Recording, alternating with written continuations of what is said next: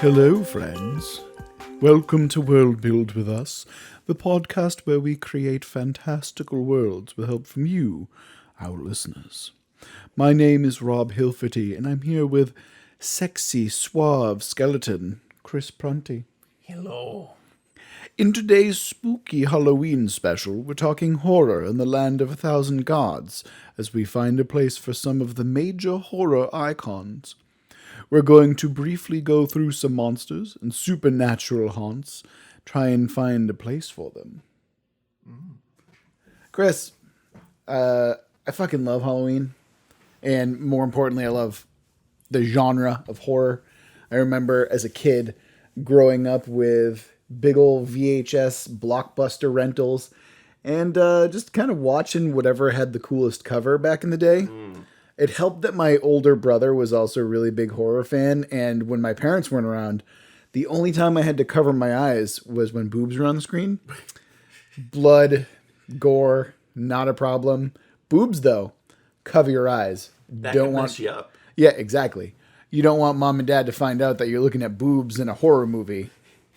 Oh no, cover his eyes. Jeez. Yes, exactly. Yeah, my main introduction to horror was the fact that my grandmother would babysit me. Mm-hmm. And I was set to watch TV. And around 3 p.m., if I remember correctly, WB went from being cartoons to being horror movies. Yes, I had the same thing when I was living in Florida. And I don't think my grandmother realized that until the one time that I saw something that scared the shit out of me, and it affected me. What did you see? Do you remember? Oh, it was It. It? You saw It? Yeah. Really? Yeah. Oh, okay. It left me scarred from clowns and spiders for a long time. To be fair, the original It was fantastic. The first half of It, anyway. There was a bunch of really cheesy B movies that I saw. I remember one was something that someone would just be like a weird, gross corpse. A lot of it was gross and everything, but it, I guess, fucked me up because I was just like, oh, those are kids. I'm a kid. Oh, no. Wait, bad things can happen to kids? That doesn't happen in horror movies. Yeah, I also had that experience of I watched Troll 2 on network television before I knew what it was. And I remember so specifically the scene that stuck out to me, which was where it's like he comes home. And I remember I kind of came in like more than halfway through it. And I just remember seeing like the mom like as goo being eaten, and I'm like, oh man, what is this horror movie? And like for a long time I was like, it didn't scare me, but I also was like, oh, what was that movie where the kid's mom gets eaten at the end? And I'm thinking that it's like some kind of like weird underground movie that's actually scary. And then I watched Troll 2 and I'm like, oh, this is the movie I've been looking for so long. It's fucking hilarious. And thus Troll 2 was ruined for me forever. Yeah. But Killer I also Clowns from Outer Space. Yeah, that's a classic. There was also one I definitely remember watching Night of the Lepus, which is all about giant rabbits. And then there's also the one I don't remember what it was, but I remember there were like cockroaches and they lit a woman's hair on fire, and I'm not sure if that's related, if they were just able to spontaneously combust. But I remember that specifically being a thing. I remember Evil Dead, Army of Darkness, and also it was like Bad Eats or something, but I remember seeing there was just one line. It looks like you need a little bit of divine intervention, or I'm here to kick ass for God. Oh, that's Dead Alive. Dead Alive. Yeah, Dead Alive is Dead Alive. See, you got good horror movies. I only got like really schlocky B horror movies when I was watching those. And I still remember the guy who was like, you probably had like Vampira or Elvira. And I remember I had like some weird like cross-eyed looking guy who had like a bald cap and like a mustache, and he was like a mortician. I have no idea. Yeah. No idea. It was a Florida thing, I guess. I have no idea. But I remember very specifically, Fox kicked over and it was like, all right, cartoons are done. Time to watch some schlocky horror movies. And that is why we're getting into some maybe less schlocky horror in the Land of 1,000 Gods today. Because for the love of God, we really became better friends over our shared love of horror and horror movies. Like, I think that for the critique of horror movies. Yeah, not only that, but like the first like 3 years of our friendship, it was like, let's watch a bunch of really terrible movies together, like Ice Spiders or Mansquito, or I mean, at one point I remember you and I had this idea for making like a game where it was you had to create a schlocky sci-fi or horror movie or something like that using cards and almost like It was like Gloom, only with bad horror. Yeah, something like that. But I still think that'd be a really fun idea to do it that way. Werewolves on the moon never stop being werewolves. Yes, and I swear I always talk about running that game. I'm going to run a game where you fight communist werewolves on the moon. Werewolves. Well, I had to say it like the Russians would, right? Werewolves. Batya. Anyway, so yeah, today, I mean, it's, again, we're going to have a little bit more of a relaxed episode. We're going to kind of go through and look at some horror icons and figure out how and where they fit into the world of 1,000 Gods. And, you know, it's just have fun. It's fucking Halloween. Like, congrats, guys. You made it through another spook year. And yeah, let's get in. Now, we already have some things baked in with the apotheosis. Mm-hmm. Stuff like the undead, the corporeal undead. They're already emissaries and, you know, essentially harbingers of the undead, of the apotheosis. So we can kind of look at zombies and certain skeletons and kind of say like, okay, we've got that done. But are those associated with necromancers? Are there other types of zombies outside of that? What do we want to go with? For the most part, I believe that they are naturally occurring, in the sense that they happen and it's not by any design. I think if they were to happen by design, people would associate it in a way that they understand that there is a connection, but they're different enough that it's like comparing a storm to a hurricane. You can see the vein is there, that they are both weather systems, but vastly different. Okay. So you're saying that the undead from the apotheosis are a cut above the regular types of undead that we're used to seeing in the Land of 1,000 Gods. Yeah. Is that what you're suggesting? Yeah. Okay. I feel like I can jibe with that. A little bit cranked up. Yeah, I like that idea. Like, there's almost an idea that we have walkers and then we have the fast zombies, and the fast zombies are essentially just the emissaries of the apotheosis of some kind. They're supercharged. Right. Or I mean, it's a matter of, well, we're going to infuse more of this dark matter into the body, that kind of thing. Also, I know that we have a list here of things that we do want to touch on, and yes. I noticed that there is one thing missing. Which is? And I only realized when we were talking about horror movies that I love. It's the subgenre that doesn't exist on Netflix, but it does exist on Shudder. Please give us a promo. Shudder's great. Yeah, but it's possession or demonic. And I know that we don't want to go by demons or anything, but possession is something different. I feel like that's kind of covered under ghosts, because ghosts possess people just as much as demons do. They do, but I feel like demonic possession is.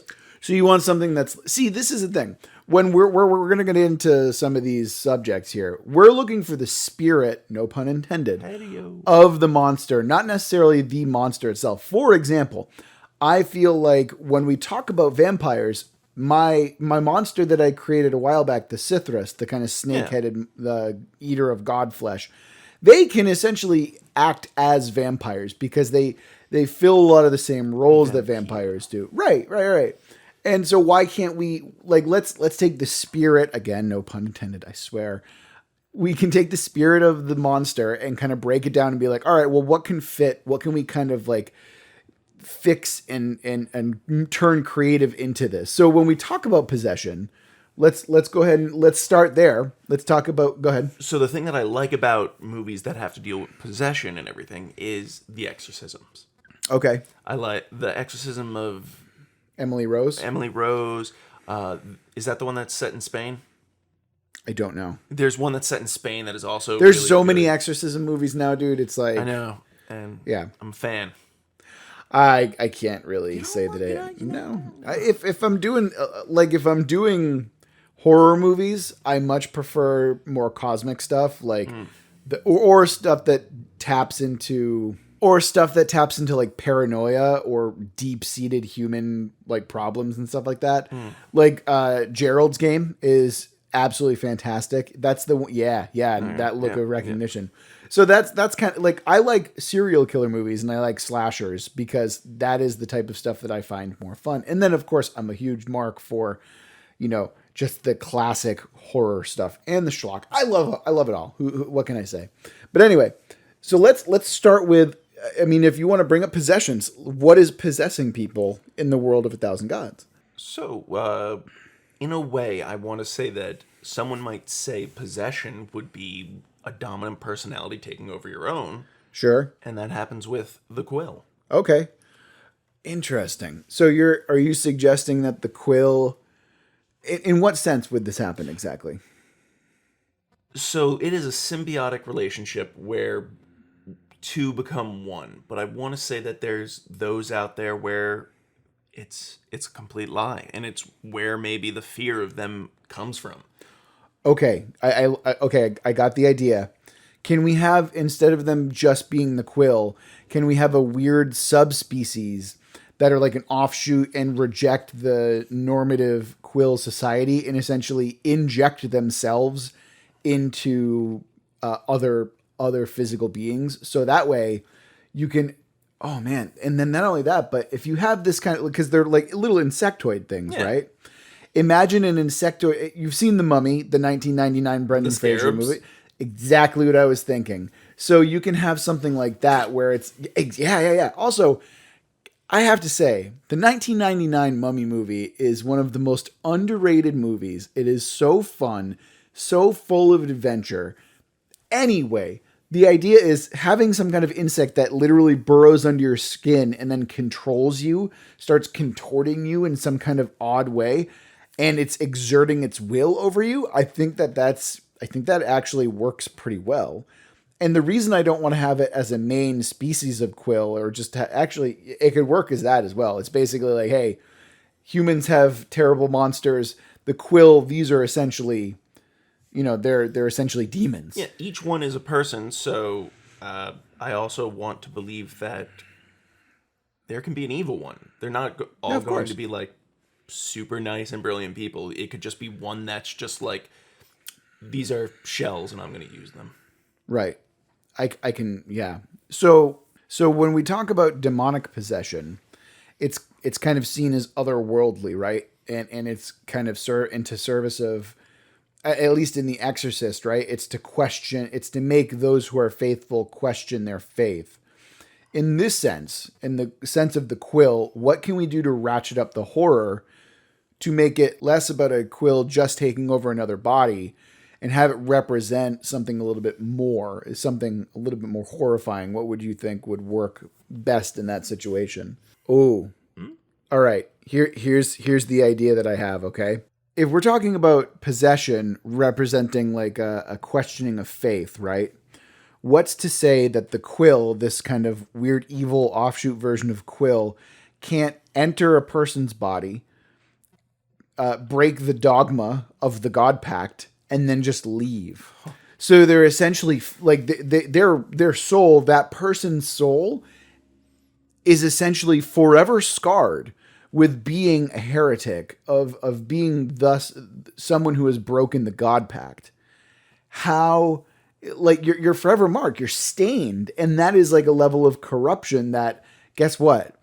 They're going to question their faith. Because it's like, these actions weren't my own, and yet I am still punished and still scarred from that action. God should understand.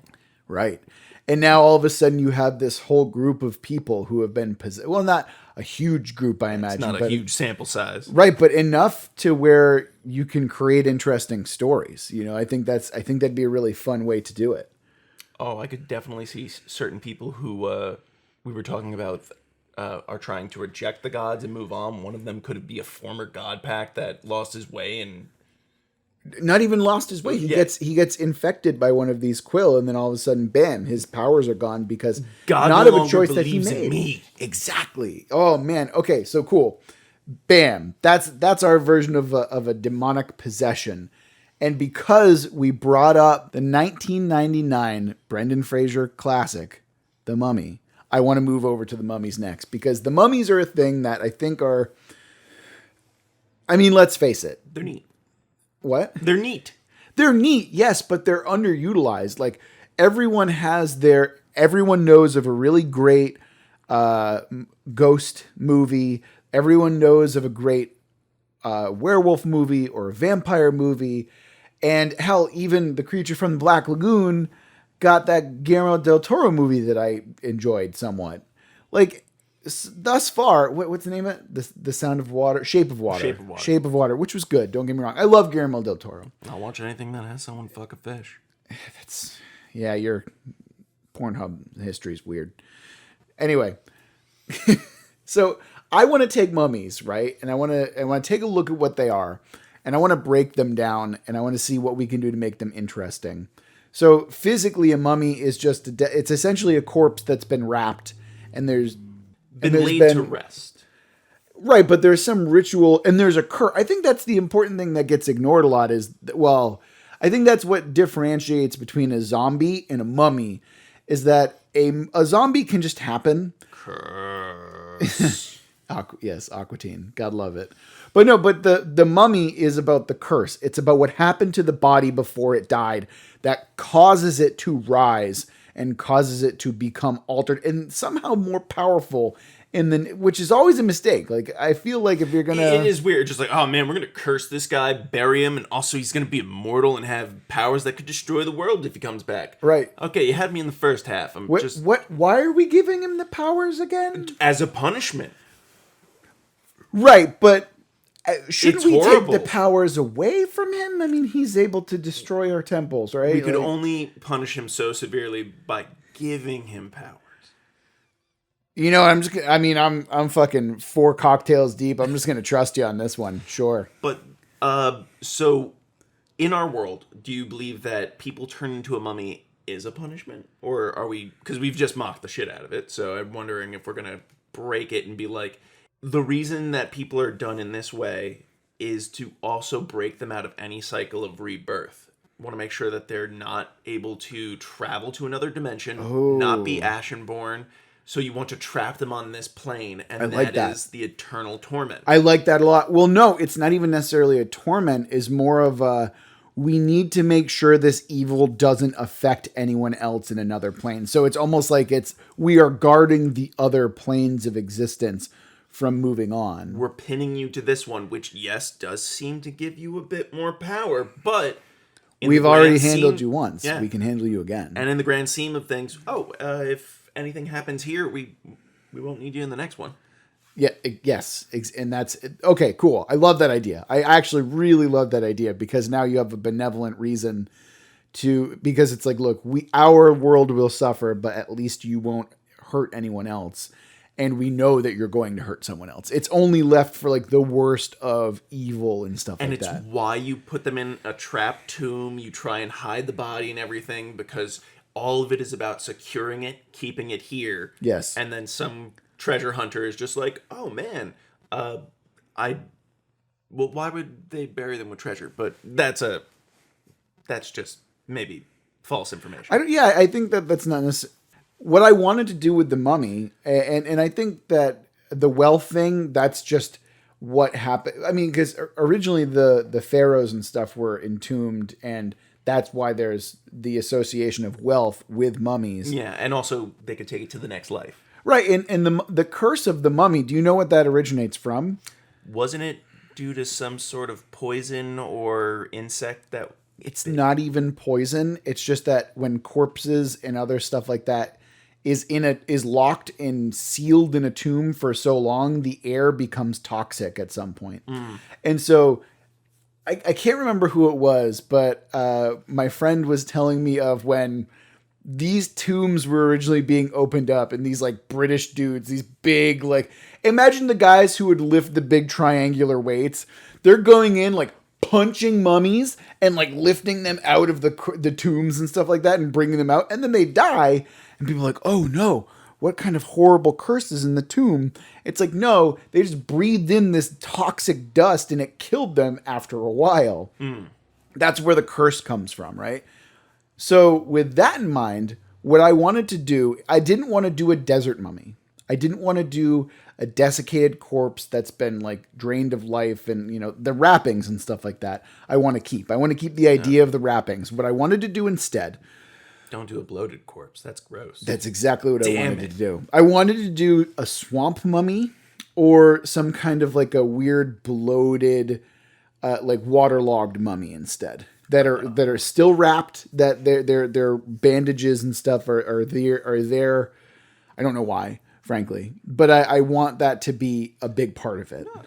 There are certain cases of natural forming mummies that are in swamps / tar pits. Tar pits I can see just because, you know, tar. Pitch, yeah. Yes, yeah. It's kind of like the mosquito and amber in Jurassic Park. I think they actually found like some cave or Neolithic person that still had like all of their belongings on them, and they just fell into a tar pit. Yeah. I mean, but this is ritualistic of where they're like, right. Let's lower them into the tar, which I don't know. Maybe the tar pit, in a sense, has some sort of anti-Lazarus effect to it. Oh man, actually, a tar pit is particularly interesting just because it's a matter of, like, imagine what that thing comes out looking like. Like its bones have been, well, not bleached, but like permanently blackened into this kind of like pitch. Oh, that's really cool. Actually, it makes it look creepy and gross. Yeah, let's not do waterlogged then. Let's go ahead and do like a tar pit type mummy instead. That sounds dope as fuck. Tar stained. Yeah, like tar. So whatever its wrappings then, because now I'm imagining just like this black boned kind of monstrosity that rises from the pit.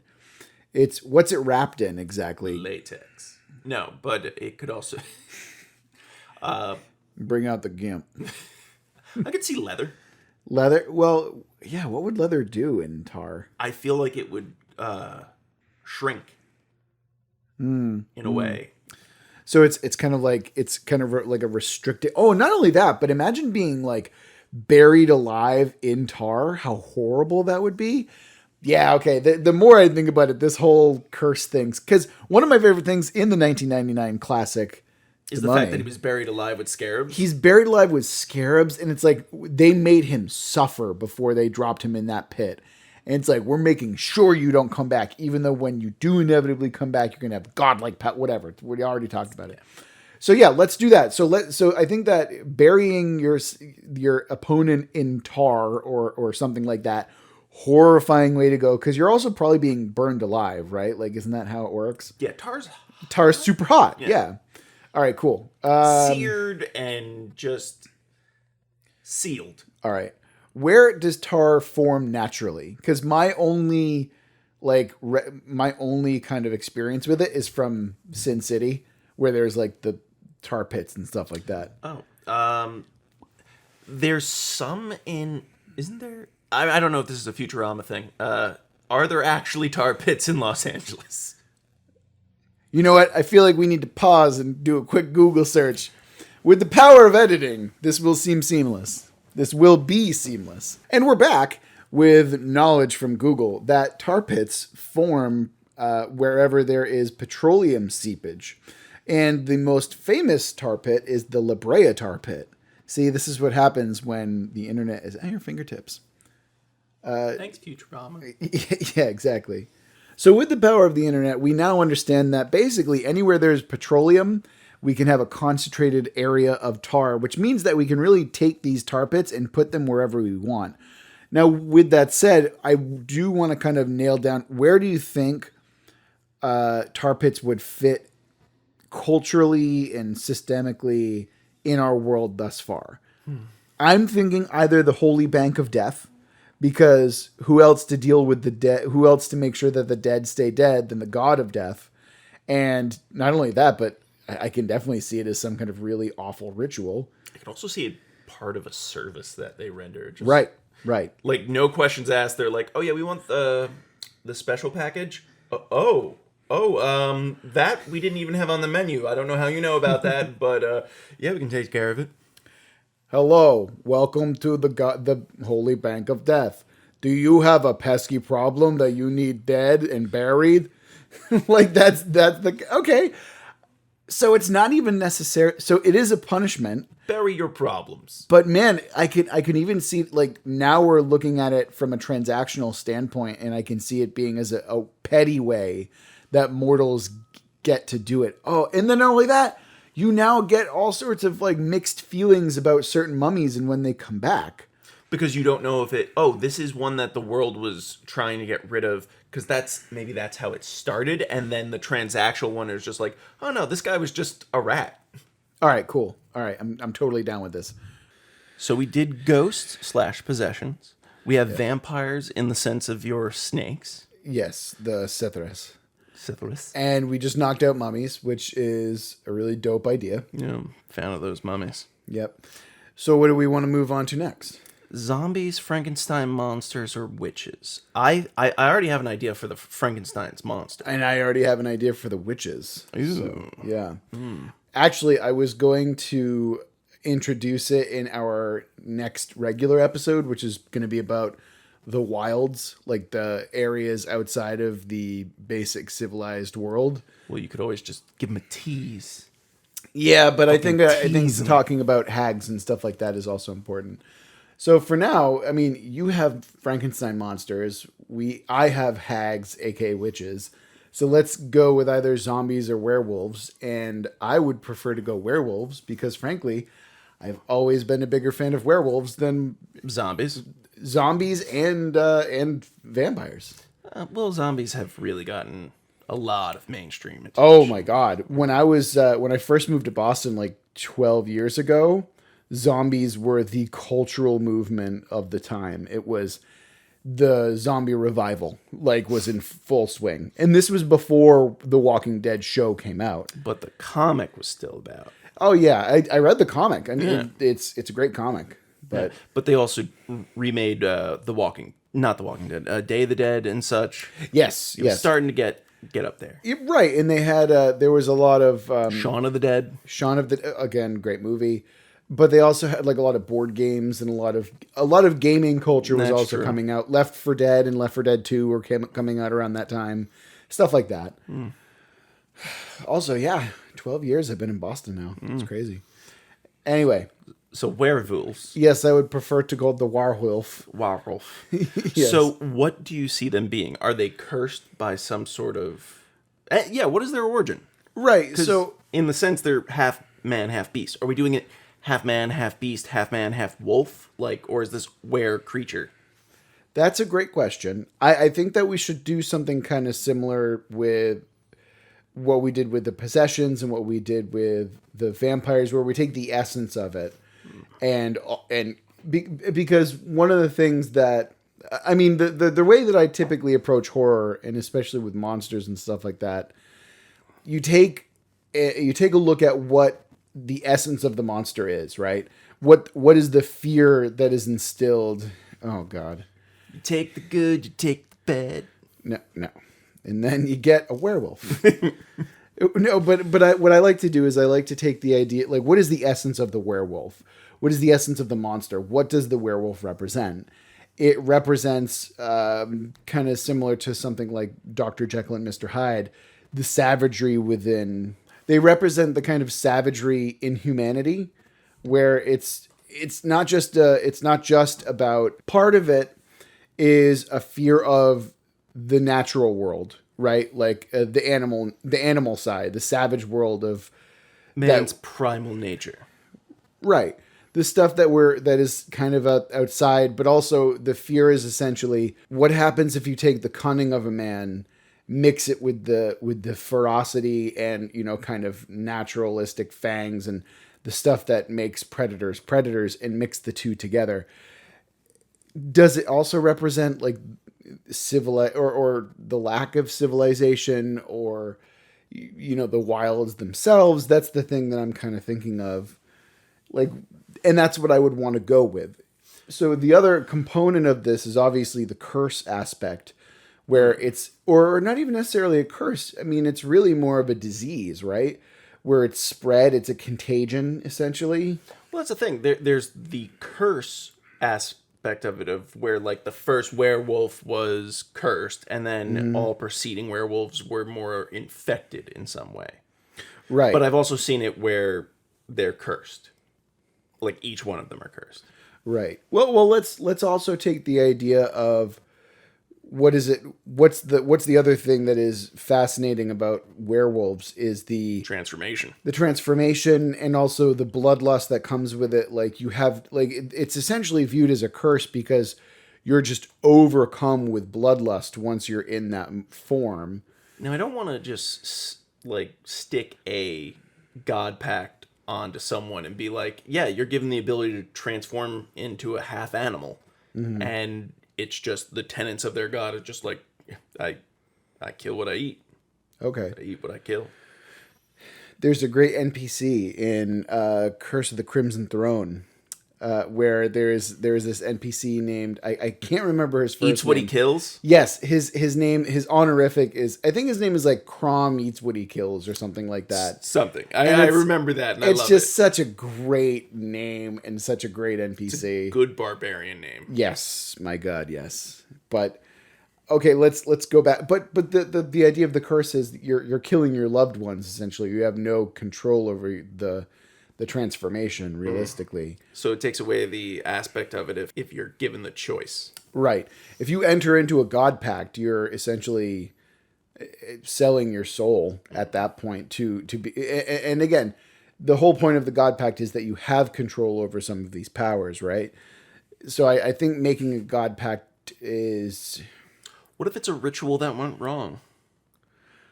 Well, let's hold on. I'm kind of getting an idea, and I'm not sure how much I like it. But I think it can add a little something to the world overall. Actually, what about the idea of like a corrupted god pact? What about the idea of something where the god is essentially you? So see, I'm not sure how much I like this idea because what happens to the god pacts when their god dies? Oh, okay. Well, that's something that we can kind of play around with. I was going to go in a different direction, but right, I kind of like that idea. So I like that idea of what happens when a god dies. What happens to the god pact, right? In this sense, maybe because your connection with your god is essentially severed from the multiverse in that plane, you still have that portion of the god's power. However, because it's severed, it becomes like a bad internet connection. It's spotty. And so that's where we can kind of go with it, where you have a god. So you have a group of god-pacted people who essentially have no control over their abilities. I mean, there's something to that. There's something. You could make it where the original founders of it were part of a god pact. And then they found a way to kind of instill it into others. And they believe that if they continually corrupt others and change them into werewolves or whatever have you, they will eventually revive their god. Yeah. And this makes it unwilling. It makes them want to hunt down people. It makes them, like, maybe in the death throes of first changing, it still has the corrupted nature of where you will seek out those that you love. We can also have it be something like it's a corrupted god pact in the sense that it's spotty and thus like, oh, they essentially discover the ability that they have where, oh, this now becomes transmittable because of its corrupted nature. And now you have a cult of werewolves, which is pretty fucking dope, actually. You, instead of just having them be mindless beasts who hunt, it's like, no, we want to procreate. We want to make more of us so there is a chance that our god comes back. However, because these people are often unwilling, or obviously, they're going to get hunted down, right? Yeah. Which means you get the aspect of werewolf hunters. Right. Which also brings us to Silver. So let's go ahead and sit down and say that Silver isn't just it's not just about okay, Silver kills the beast for unknown reasons. Silver, let's say, disrupts that god pact. You know, like now we can say Silver the mineral has disruptive elements when it comes to god pact magic. So in a lot of ways, this could be a fun element. So in most civilizations, that means that people who wield silvered weapons, there could be seen as dangerous or heretical, or not necessarily werewolf hunters, but god pact hunters, because they seek to. That's okay. Yeah, I like that idea. I could see normal people having a silver tipped spear, not necessarily because they fear werewolves in their neck Right. of the woods, but more just like, oh no, the god pack of another nation could come in here, so make sure you bring some weapons. Right, but I like the idea that that heretical. silver, right, that silver is like taboo. That you're like, oh, why do you have silvered weapons? Where it could be seen as like only bad people who are trying to do bad things carry silvered weapons. I get the aspect of you want your god pack to fight their god pack, but Right. there are going to be plenty of them that are like, it's just like, but bring along the silvered weapons. Right, because only the evil ones are essentially going to be doing that. So in an honorable world, no one's going to have the silvered weapons, because I think what we should do is have it have disruptive properties to essentially their god. So you can sever a god pact, albeit temporarily, with silver wounds, essentially. You could also make it as that is part of the process of part of the tools that are needed to make the god heart or to the divine coalescence. Oh, that's a great Because you idea. need to be able to cut and stitch and Yeah, and you're essentially disrupting that and stuff like that, Yeah. or you can even wield a silver hammer to kind of smash the god heart open, stuff like that. That's a really okay. Yeah, I mean, it gives the more human elements and mortal elements a chance to fight back, and also sure. I could, I don't know, see some weird stuff. Some affluent person in the Merchants Guild who just has a room lined with silver. And I mean, is it kind of like lead with Superman? Can you not see it through scrying magic? And I don't stuff think like that he knows whether or not it works, but superstition. Yeah. Yeah. That's a fun idea. And now we have like a mineral that is. Oh, you have some. Do you have some silver? Do you have some silver we can sell on the black market? it's precious matter. Right. And not only that, but now you have these mines that are essentially like, hey, why are you mining that? Oh, we were looking for coal and we just found these deposits of silver. Oh yeah, that's fun. I like that. I like that a lot. Okay, so we have a cult of werewolves who are trying to resurrect their dead god. Werewolves. Let's add something else to it though, because I like that idea. I think that's cool. I'm imagining like Bloodborne, like you're in the church down in Old Yarnum, and they're all wearing the hoods and stuff like that. Oh God, I love that game so much. We're gonna have to do a Bloodborne corner next episode, so you gotta Bloodborne? Cool. yeah. But let's add a little bit something extra to the werewolves themselves. So how about this, okay? Because I've seen like the Barghest is a really fun monster. The one it's essentially like a werewolf goblin that when it devours you, it devours your soul. Yeah, yeah. And I've always loved that concept. So what about a werewolf who, when he bites you, when the lycanthropy takes you over, it overrides the current god pact that you have. So you lose, it becomes, oh wait, let's hold on. Does the curse only work on god pacted people? So it essentially, it doesn't give that person a god pact. It overrides the current god pact to the one of the dead god. Okay, so they do want to corrupt other god pack people. I feel like you need to have some sort of thralling aspect to mortals that it corrupts. Or how about this? To bring in maybe he has the mortals and everything that it kills, or the mundane people also make it gain power. Okay. Sure. It's not that I don't like that idea. I'm just trying to think of. Again, we're kind of getting Into vampire. Well, no. Well, I don't know. Something about that doesn't quite sit right with me, and I'm trying to figure out what it is. And it's not even like that's a bad idea. It's like what about that do I not like? So okay. Let's kind of break it down again. Werewolves, they have the virus aspect to them. When they bite, they override the god pact. And then what? Because okay, so maybe this is my problem with that idea. Is why wouldn't you just go around murdering everyone like willy nilly?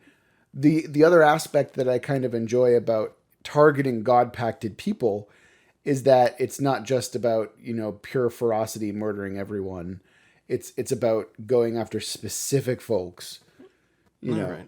I mean, you could also make it that if the werewolf does not kill them, maybe it gives them some version of like rabies or something where it just causes them to go berserk.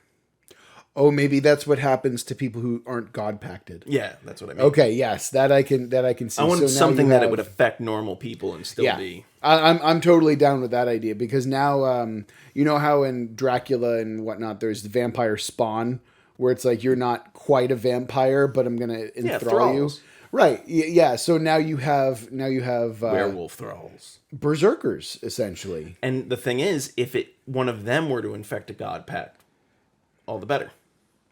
Interesting. Because I'm picturing someone at just like, all right, I'm going to infect 10 of these little guys to send at a god pack to wear him down, and then I'm going to ambush him.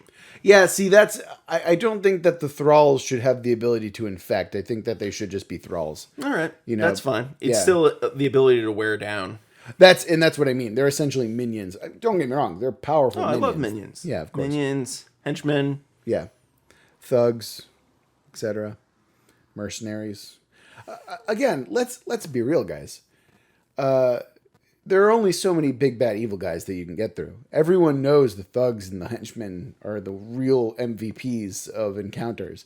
If you had RPG games where all you did was boss fight after boss fight after boss fight, exactly, it gets so boring, and those combats would drag, and it would lose any sort of tension. Having henchmen, you're a real MVP, henchman. Yeah. All right. So werewolves done. Yes. Yeah. Okay. So zombies? Yes. Well, we've kind of already touched on the undead, I thought. That's why I was saying, once again, breaking down of zombies, hordes, which is something we've largely tried to avoid doing hordes. Yeah, I tend to dislike mindless hordes because it's like, why wouldn't they just Overrun? No, they would just be wiped out. Because if they're mindless, you trap them in a hole and then you burn them. And then yeah, exactly. You burn them or you just bury them in the hole. That's how I feel. Like the reason zombies work in fiction is that there's an overwhelming amount of them. And thus when you've approached the overwhelming aspect of it, you're telling a very specific story. So here, the only way that I see there being a critical mass of zombies in this case is if we're talking about the apotheosis and their emissaries, right? Mm-hmm. That's the only way I can see that level, that apocalyptic level of horde being around. So what do we do about zombies as they are beyond what we've already touched on? Do you want to go with like the traditional Haitian zombie and have them be just like mind controlled essentially, or like bewitched by, practitioners of voodoo of some kind? Or you could do the runner zombie or the crawl. I don't think crawlers would work out unless we're hitting that point of massive. Right. And that's where the apotheosis comes in again. Maybe have it be something where infection is once again a big role. Mm-hmm. You want things that infect. You also, big thing about zombies, in my opinion, super resistant to damage. Like you can blow off every bit of it, and it will still try and come at you. Mm-hmm. I don't think that's resistant to damage. I think it's resistant to pain. True. That's like a different thing. And a weak spot of the head, is that? Yeah, that's always fun. I got no problem with that. Ooh, also, I think they're called the cortex or whatever. Oh, the fungal zombies. That's not a bad idea. We could do something like that. One of the zombies that I really like is from a game called Cataclysm. You ever play it? Can't say. So it's really bad graphics. We're talking Dwarf Fortress level things going on. But the zombies that they have in that they're infected with this thing. this virus that wants them to try and infect other people. They bite into it, and then the infection grows, and that person will turn. But in return, what it does to the person in internal organs and everything is make it into like black, slick sludge that just absorbs damage in a way, because it, like, you hit it with a hammer, it bounces off, kind of thing. You shoot it with a bullet, it goes right through, and then it seals itself because it's gross. Sure. So we're talking about slime at this point, like sentient oozes, more Sentient appropriately. was it? But the reason that I liked it also was the fact that what they would do is anything that died would turn into it. Mm-hmm. Anything it infect. And also, I believe the sludge thing was also talked about in I Am Legend. Which version? Omega Man with Charlton Heston? The book. Okay. Where he was saying that the whole reason that he needed... You saved yourself there real quick, just saying.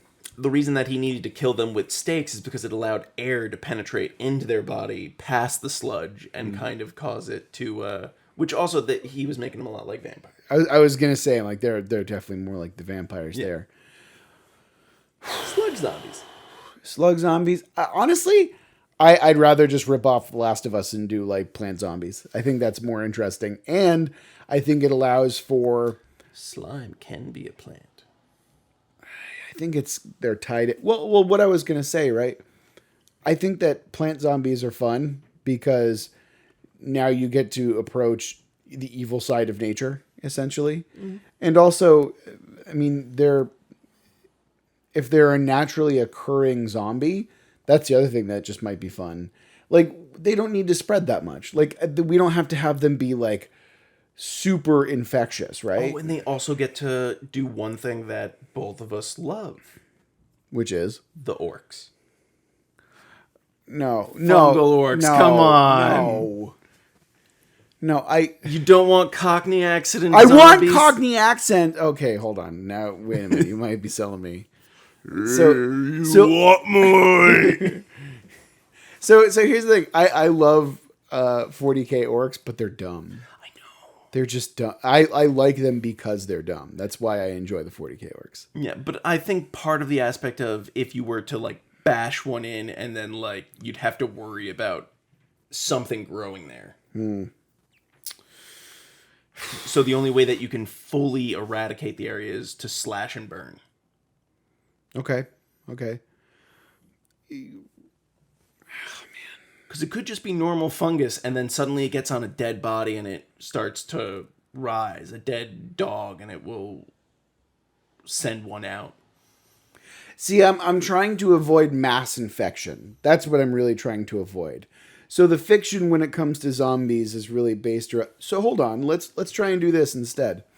How about instead of the fiction surrounding like mass infection and like the horde of zombies, let's focus on a far more narrow view of zombies. And let's go with H.P. Lovecraft, our favorite incel. And let's talk about The Strange Case of Charles Dexter Ward, a.k.a. Reanimator. Why not go with something a little bit more personal, a little bit smaller scale? Because what I like about Reanimator and The Strange Case of Charles Dexter Ward is the fact that these things are... The scary part about those in that story is that they're silent, and they lift this guy as he's screaming, and they're silently shuffling him away and like drag him. That's what's horrifying to me. And that's what I'd rather do. I'd rather do something that is small and quiet and is not infectious. It's more about just reanimating dead tissue. So when you say the personal touch, is this a group of people, a person, or are we going back to where it's somewhat of a infectious intelligence, like a mushroom? I think I would rather have it be some kind of like a puppet dancer, or a corpse puppeteer, if anything. So it's not just it's more about there being some kind of malevolent intelligence behind the shuffling corpses.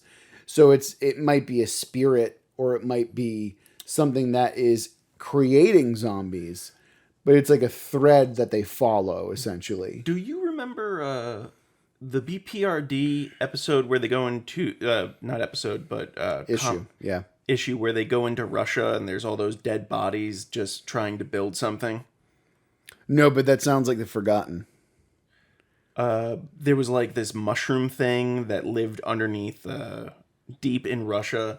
But the thing that I loved about it is that they would go in there with flamethrowers and furic acid to like burn them and destroy them. And there was just one thing. It's just like, but if I'm going down there to like to detonate the nuke, what about your men? And it's just like, they're Russian soldiers.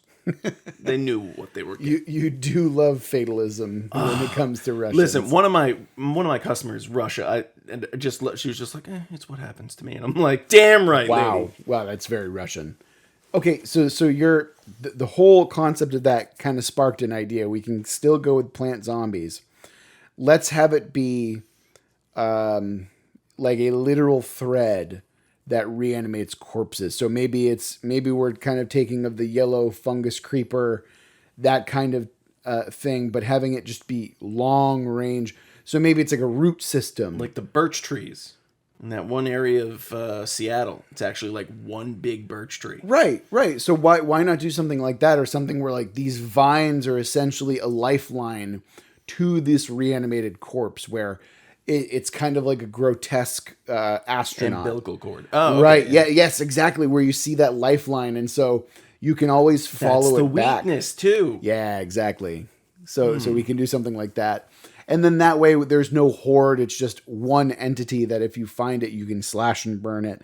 And again, we can still do the evil side of nature. I think that actually is a lot of fun.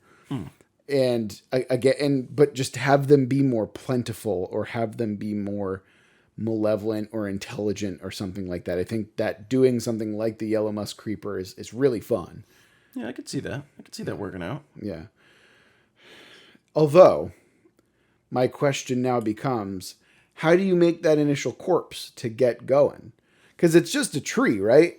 Or does this tree just wait until a corpse dies near it? Or is this like some kind of an evil tree? Maybe it only grows in certain areas where there's like known death or something like that. I don't know. I mean, all it would take is some sort of graveyard that from not being worked, eventually a tree grew and... Graveyard tree. Yeah. That's fun. Or it could be Hangman's tree. There's plenty of lore that you could go with of like how this tree is founded. And I'm fine with it being mysterious as far as just like, I heard that they're trees that people were hung on. And that's how they become. Yeah, I mean, zombies have multiple cultural origins. From space, it's a virus. Right. We can do that as well. Okay, yeah. Cool. It does build on the mysterious nature of zombie, of how people are like, I don't fucking know how they started. Right now we're dealing with the problem. Right. Okay, that's fun. I like that a lot, actually. What do you want me to do? Research and ask the tree how it was formed? To be fair, druids exist. Oh, actually, yeah, druids. Oh, no, druids don't necessarily exist. So that might not be a thing. But I'm sure that either the god of death or the god of nature, one of them is going to be just like, I'm interested, but also worried. I think part of it is also, we've already sent a god packed it out. And he came back, but not in the way we wanted. All right. Hold on. This actually brings up an interesting question. Do the corpses have their god-pacted abilities? Because the obvious answer is fucking obviously, because that's cool. You know, because now you're... Part of it was that the essence went back to the god, and that was why it was lending it out. That's what I like about the idea, is that this tree is essentially stealing that essence. Yeah. At least temporarily. You can, once you kill the tree, then it's released. But the general idea of it is that, again, that makes it more evil in the sense that it's stealing power from gods. If you wanted to go super crazy with it, you can essentially have the evil version of Yggdrasil. It's where it's the world tree, except it's the undeath world tree. And it's what you're seeing sprout up through the world is its roots, not the opposite. Oh, I wasn't even going there. I was going to go something else, but that's a really great Yeah. idea. Yeah. Yeah, let's do that. That's why they look barren and ugly, because it's Fuck yeah, that's dope. All right. What I was going to suggest for the really powerful evil trees, because they're out there, instead of just, okay, once it steals a god pact, right?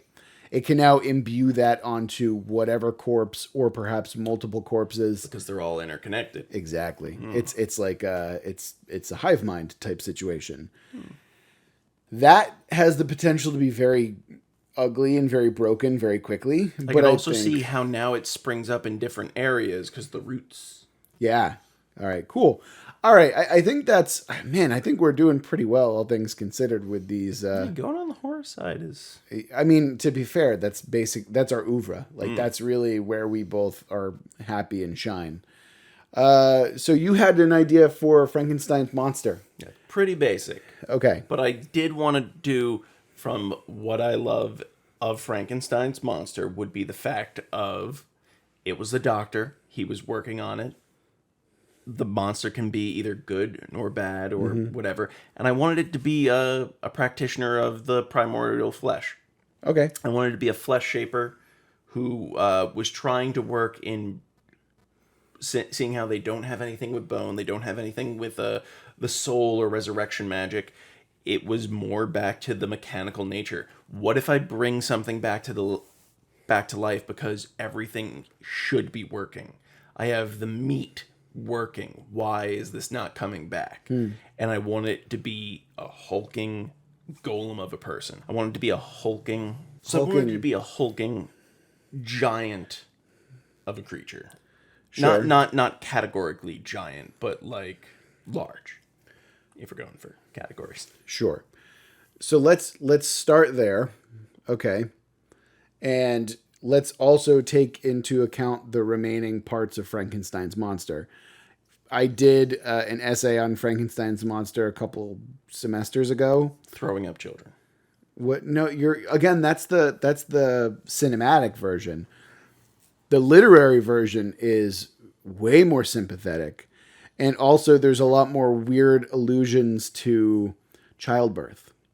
The fact that Dr. Frankenstein essentially takes him about 9 months to create the Frankenstein's monster. Wow, that's pretty... Yep. And also the fact that he becomes very ill right after completing it and essentially falls into a state of...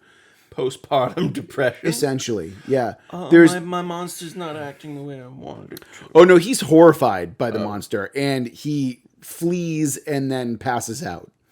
And the monster is gone because he is so deeply hurt that his creator rejects him and thus goes off to the woods and learns how to speak and, makes friends and reads Paradise Lost and starts to really sympathize with Satan. And, there's layers to Frankenstein's monster, man. It's really great. One thing that I wanted to do, though, because I want to take your idea, start with a simple flesh monster. Now, let's class him up a little bit. Let's have him reject the teachings of primordial flesh. And on top of that, because we've kind of been teasing this new world idea, I want him to be a leader amongst the pilgrims to the new world. He definitely... I could definitely see him rejecting the gods. Right. Not just... I could definitely see him rejecting the gods. Not just the god of primordial flesh, but the fact of he's an artificial soul. That's really smart. That's very... I mean, because that really... Where is my place in the world? Right. That really kind of works amongst the fiction of Frankenstein and Frankenstein's monster. Yeah, I'm totally okay with that. Because one of the things that when you read the book, the monster is he's my favorite character in the book, actually. He's so sympathetic and he's so layered and so interesting. He's so much better than his creator, and his relationship with his creator is fascinating. Thus, when you say that this is an artificial soul who rejects the gods, it lies a lot more with Mary Shelley's original vision. I can totally see doing something like this. Not only that, maybe he's like a weird flesh shepherd in some way, where he's going around and he's talking to. Actually, this kind of goes in with your nation of primordial flesh a little bit. Trying to get the slaves? No, he's going around. Actually, yeah, exactly. He goes from nation to nation, frees the slaves, says you have more purpose than this, and perhaps right. So he's essentially acting as some kind of a savior to these lost souls, these kind of amalgamated corpses. He goes around saving them from place to place, and maybe that's what he's trying to do in the New World, is essentially create a colony where these misbegotten souls and flesh creations can live. Yeah, it's gross, but it also works, I know it works, but just picturing some of the creatures that it's just like, I know love. Just like, oh, gross. Yeah, exactly. That's why. Super gross. Yes. Yeah, exactly. Now imagine two of those weird flesh monsters trying to fuck. No, that was exactly what I was thinking of. It's just like, oh, why does it smell like hot garbage? Oh, God, what is that one doing? Oh no. Okay, we need to move away from this very quickly because this is escalating. Because of hot garbage sex? No, because so much. All right, so we've done a lot. We did mummies. Witches. I'll go with the witches for now. I wanted the witches to essentially be the main threat when it comes to outside of civilization. What are they? Are they human? I didn't think that far ahead. But I wanted them to be the kings and queens, preferably queens, of the wilds. So when you're traveling through some kind of untamed land, you have to pay homage to a specific hag queen or a specific witch of that area, so to speak. And I wanted them to... This wasn't really so much a, this isn't like, oh, we're completely altering the DNA of the hag, of the witch, like we did with, Vampires. Right, vampires or even well, not even mummies, but you get the idea, right? Mummies were changed a bit, but not as much as vampires. Right. Most certainly had the most change. Yes, but what I want with witches is to essentially keep the idea that I want to essentially keep them mostly the same. I want them to be weird spell casting non-humans who can... Essentially, I want them to be ritualists, right? I want them to... Because when you think of witches, you think of these ethereal, otherworldly beings, and they use these weird components to cast magic. Like a witch ball. I was thinking a witch's cauldron. Oh. Yeah. Witch balls are gross. Do tell. What is a witch ball? Usually it's made from like hair, teeth, and like other things that are going around like bugs, and it's supposed to be I think it's a main tool in witch spells. I was not aware of that. That's not in the Hammer of Witches, which I have. Oh. Yeah. You didn't know that? What about the witch's mark? Oh, yeah. You gotta find it. And sometimes you gotta make one. Yeah, well, I mean, that's what moles were thought to be, right? They were thought to be a third nipple that they would feed their devilish familiar with. Oh, you didn't know about that? No, I thought that's what you were supposed to do with your moles. Right. Moving forward, when it comes to hags, when it comes to witches, I really just want them to be weird occultists, where maybe instead of much in the way that the Sithris steal magic by essentially devouring god essence, maybe the hags can do something similar, where essentially I want the witches to kind of... I want them to wield some kind of weird occult magic, where the Sithris kind of devour god flesh and use that to fuel dark magic. In a similar way, I want witches to have the audacity to try and tap into ritual magic themselves. So they're like siphoning off? Essentially stealing it, yeah. But I want it to be something else where they're kind of manipulating it in a dark way, in a weird way, through maybe they steal and replicate aspects of rituals from all the gods around them, or just have their own dark, unknowable rituals that are, for whatever reason, more reliable than others. It could be the price that you have to pay, or it could be something with, you're saying that they're in the backwoods and that they're geographically linked. You could be something with ley lines, or I don't know if we have ley lines in the world of 1,000 Gods, but I like the idea that there's a higher price to pay. it could also be places of power. It could be something that, like, I don't know how old they would be, but it could be this witch has been here for X amount of years, and this is they have weaved magic into the land itself. See, I like that idea a little bit more, where witches have, They're not able to leave their geographical place. well, right, Well, they can, but it's but then they have to essentially reseed that natural area, because I like that idea of kind of focusing on places of power, because then that allows you, we can skip ley lines and get straight into, oh wow, look at that cool natural phenomenon. Hold on, that's definitely a witch's lair. got a witch. Yeah, exactly. So we can do something like that, where you can now essentially spot witches' lairs, or, there's, that actually adds a layer of superstition to the world, phenomenon, where outside of like civilization is treated with mistrust because of witches, because of how You stay on the road. Yeah, right. You stay on the road. Oh, look at that beautiful waterfall. Yeah, don't go over there. You're not going to come back. Don't go by that cave. Don't go by that waterfall. Don't go near that beautiful vista. Right. But there's got to be something more to it than that. Like, I imagine them essentially acting as apex predators, where maybe you're or maybe you can even travel safely through a witch's area. You just got to give them tribute first. Like, hey, here's a One piece of candy, or maybe it's like, here's like, give them a spell component, essentially, right? Like, hey, we have a left toe for you. We hope this is okay. And like, you're not even talking to anyone in particular. You're just leaving it on a rock and being like, we cool? Yeah, like you're essentially talking. I like the idea of adding that superstition, and the idea that maybe that witch died like 200 years ago, but now it's like, that is the witch wood. And so you're leaving tokens to, like maybe goblins or some kind of weird kobold came and they're just tricksters now.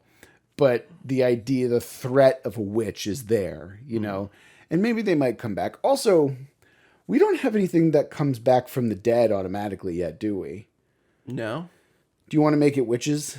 So like, they're immortal and then they come back? I'm fine with that. You're fine with that. I'm I fine. want you to be on board, Okay. Christopher. I want it to be kind of like all things. You have to do something special to kill it. Okay. I also like the idea that witches can always come back. Like, it's kind of like actually, there's a bunch of movies that do this, but the movie that I'm thinking of. Oh my god. What do you? No, what? no, go on. No. What do you think I'm going to say? Does it involve singing? No. What did you think I was going to go with? I put a spell on you. Oh, actually, that's not a bad one. No, I'm not talking about Hocus Pocus. Similar vein. I'm talking about Ernest Scared Stupid. One of the best Halloween movies of all time. In fact, if you're looking for... Is that the one with troll milk? Yes, it is. Actually, it's yak's milk, or miak, as it's known in the Ernest universe. But the idea that I'm getting at is that you can never kill a witch. You can only banish it.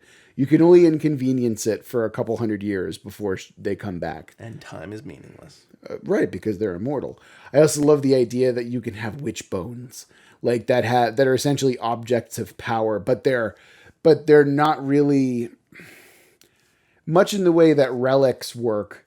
They're the evil version of relics, where you have this like weird non-powered or rather non-god pacted person who can't wield magic, but then they find witch bones, or they find a witch fetish, and now they're able to wield dark, powerful spells and stuff like that. That's the kind of thing that I'm looking for when we're talking about horror. Well, I've already found a witch fetish. Is it Bette Midler and Sarah Jessica Parker? and the woman from My Big Fat Greek Wedding, whose name escapes me right now, to create the trio from Hocus Pocus? I mean, yes. You know, my wife has not seen Hocus Pocus. How? Yes, that's exactly what I said. See, and now I understand why she doesn't like Halloween, because she's never seen any of the good Halloween movies. Hocus Pocus. I know, is Hocus Pocus. Exactly. I feel like that was on TV. Forever and on repeat. Yes. I need to see if it's on Netflix. I'm going to rent it. I'll tell you that much for free. Okay, you can do that. Well, yeah, but we were on our honeymoon, and Hocus Pocus just so happened to be on the TV, and we were like halfway through. I'm like, oh, cool, let's watch some Hocus Pocus, and she's like, can you just catch me up real quick? I've never seen this. I'm like, are you what? You've never seen Hocus? Hold on, I'm going to turn this off now because now we have to go and watch Hocus Pocus the whole way through. Very important. You need to know the tale of Zachary Bixby. Thank you very much. Anyway, so I think that wraps up the big ones. We knocked out the ghosts. Vampires were taken out a while ago. We got werewolves. Mummies. We got mummies. We got witches. We got Frankenstein's monster. The Zambambos. Zombies. This is just don't know anything named that. One thing that I do want to touch on, if we make it a year and we're still doing Worldbuild With Us and we're still doing A Land of a Thousand Gods, I want to do slashers. Oh yeah. Because I think slashers are one of my favorite subgenres of horror. I could totally see an episode of where just like slasher.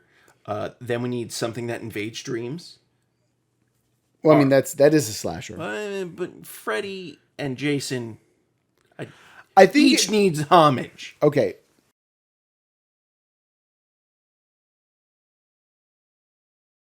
What I think we should do is what we've done in the past when it comes to like nation states and stuff like that, where we each come to the table with a slasher and then kind of exactly. Because slashers do need more background. We went over that.